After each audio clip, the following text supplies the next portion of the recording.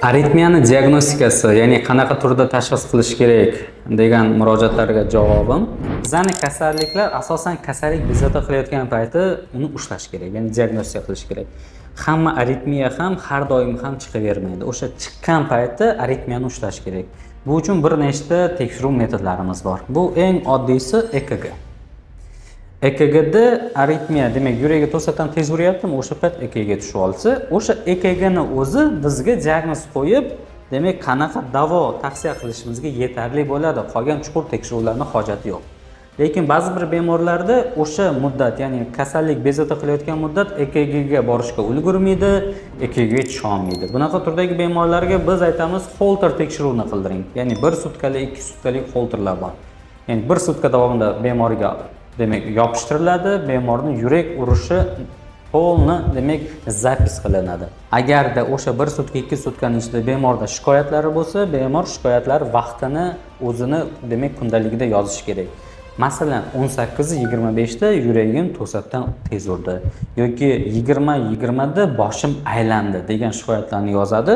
Biz demak o'sha muddatlarni, ya'ni vaqtlarni kompyuterda ochib ko'ramiz.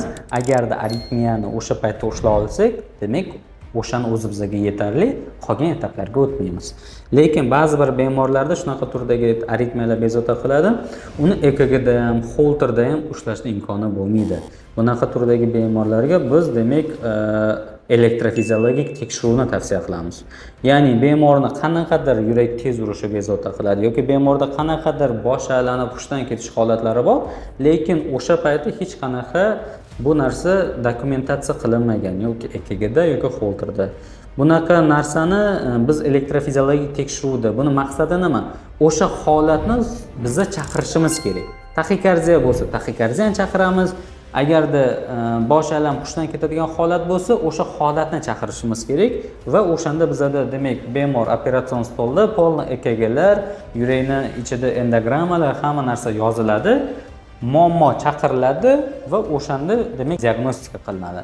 Diagnostika qilingandan keyin agar operativ davolanadigan bo'lsa, sirazu o'sha paytning o'zida operatsiya etapiga o'tiladi.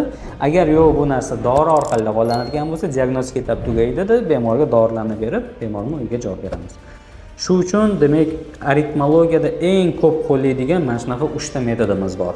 Yurakni UZIsi yoki kompyuter tomografiya bu aritmiyalarni bizga diagnostika qilmaydi.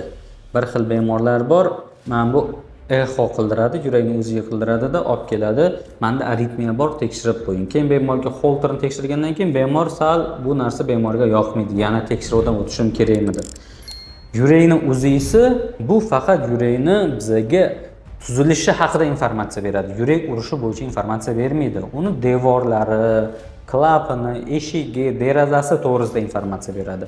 Yurak urishi bo'yicha informatsiya beradigan 3 ta asosiy tekshiruv: EKG, Holter va yurak elektrofiziologik tekshiruvi. Mana bular demak aritmiyaning asosiy diagnostika qiladigan metodlar hisoblanadi. Qaysi metod sizga to'g'ri kelishini albatta shifokor sizga tavsiya beradi. Oddiysidan boshlab har doim murakkabiga qarab ketiladi. Sirazu bemorga murakkabi tavsiya qilinmaydi.